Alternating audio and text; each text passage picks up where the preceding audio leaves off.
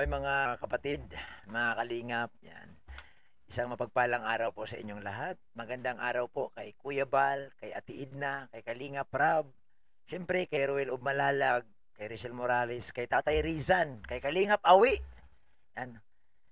Isang mapagpalang araw sa inyo. At siyempre po, gusto kong batiin yung ating mga viewers, no, ating mga supporters, yung mga nanonood, no, sa ating reaction. Maraming salamat sa inyo.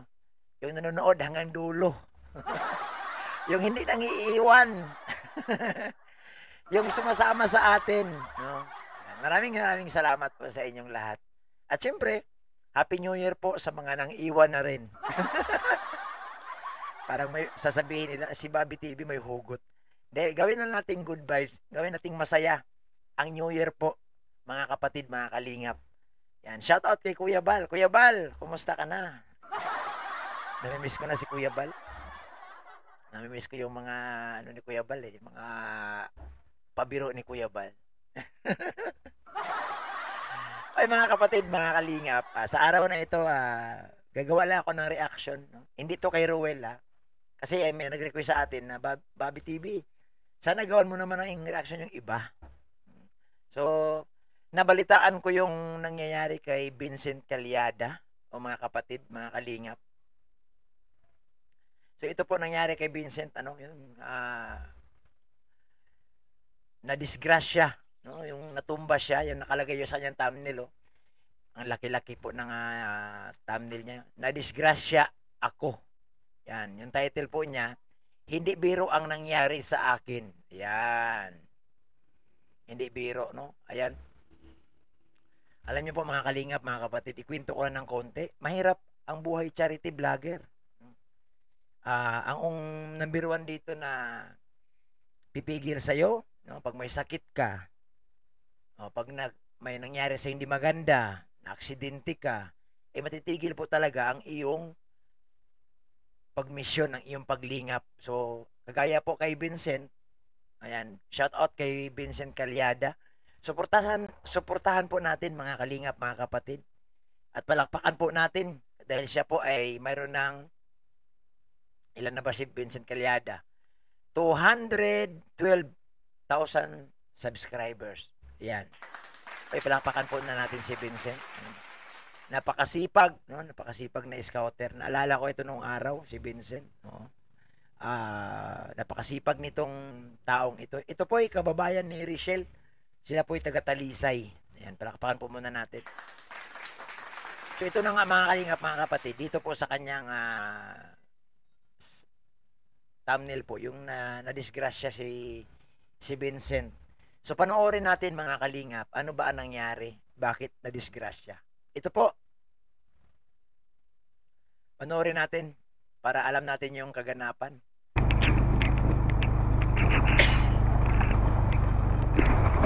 Yan. So itong video na to, mukhang maulan, no? Papunta si Vincent sa kanyang tinutulungan. No? Maulan ito, kita nyo naman. At mukhang madulas ang kalsada or ang daan. Ayan, na-aksidente tayo mga kalingap. Yan, no, kita nyo kanina, ayan, ibalik lang natin. Para naman, ayan, no. Kita nyo na bumagsak yung motor niya dahil sa tingin ko sa dulas. Sa tingin ko sa dulas dahil maputik. Kita naman natin hindi simentado ang area.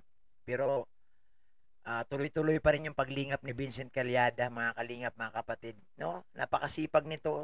Itinaya ang kaligtasan para lang madalaw, no, yung mga tinutulungan.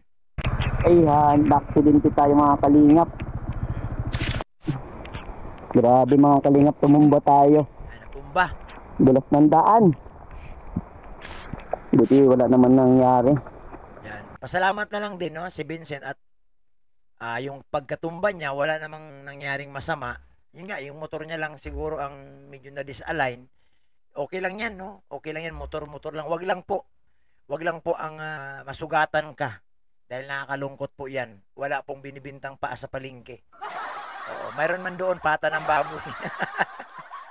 Mahirap po makaksidente. So, bakit ko to napiling reaksyonan? Gusto ko po mga kalingap, mga kapatid, no? Makita ninyo na hindi po biro ang buhay ng isang scouter. Hindi biro ang nangyari kay Vincent. Ito, pamilyadong tao ito. Kung maalala ninyo, bagong kasal. At isa sa mga ninong dyan, si Kuya Bal. No? Bagong kasal yan. Siyempre, pamilyado yan eh. No? Napakahirap itong ginawa. Dahil nga, hindi lang niya mapigilan na hindi puntahan yung beneficiary nila, beneficiary ni Vincent. Kahit maulan, sumugod siya sa ulan. Itong stand lang, ay itong tren. Tara po, punta na tayo. At ang lamig. Ayan. So, maulan, no? Maulan. Kita mo naman. At pinuntahan niya Sinana yung, pinuntahan niya yung kanyang beneficiary. Nay, natumba ko.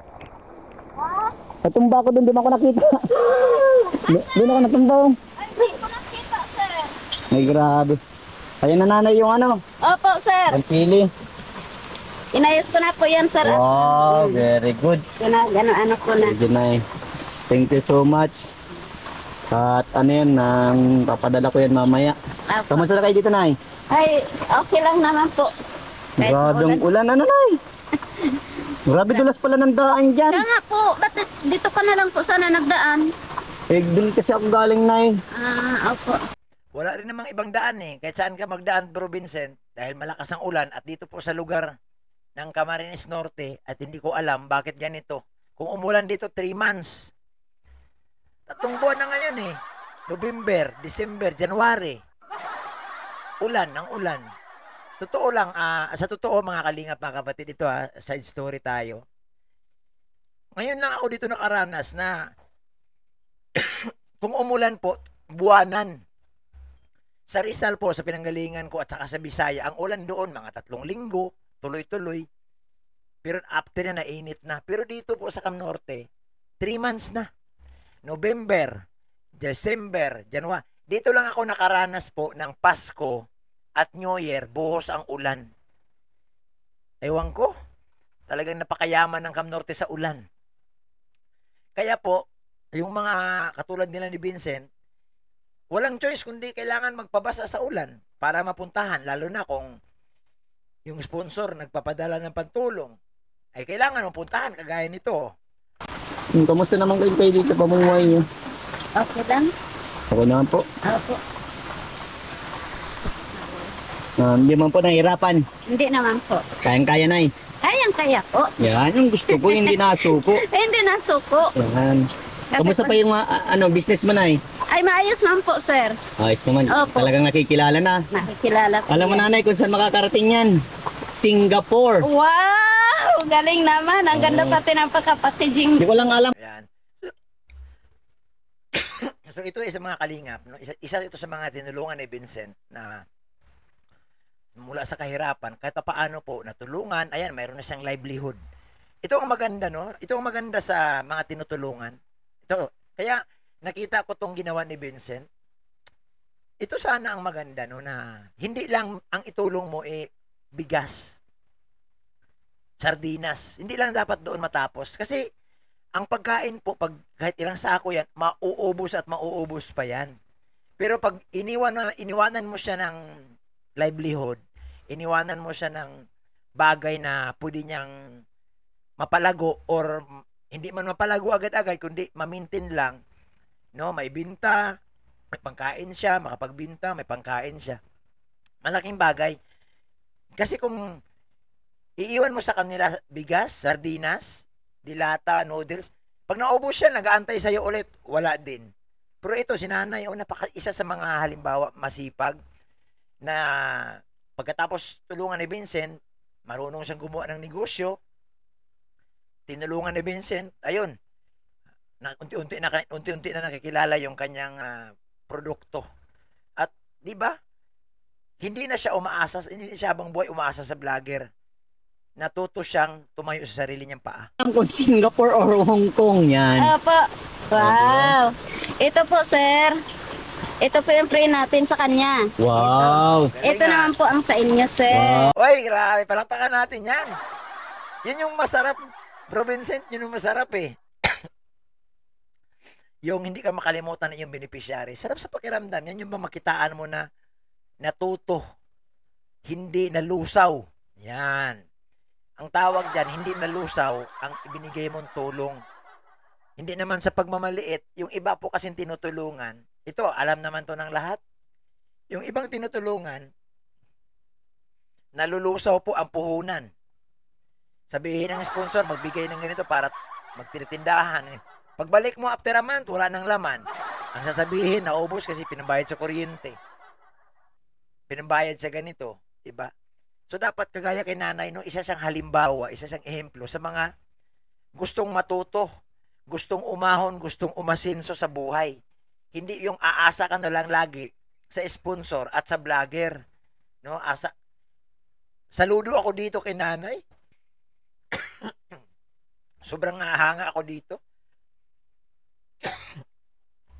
Grabe. Yan. So, yan po, no, mga kalingap, mga ating reaction. Suportahan natin si Vincent, no, sa mga hindi pa po nakapanood sa kanyang channel. Dalawin niyo po, Vincent Calyada. At abangan nyo yung susunod natin. Alamin natin kung kumusta na ang takbo ng channel ni Vincent Calyada. Alamin natin at siyempre, paano mapag-usapan, maipromote natin, no, kahit wala man tayong maraming tagasunod.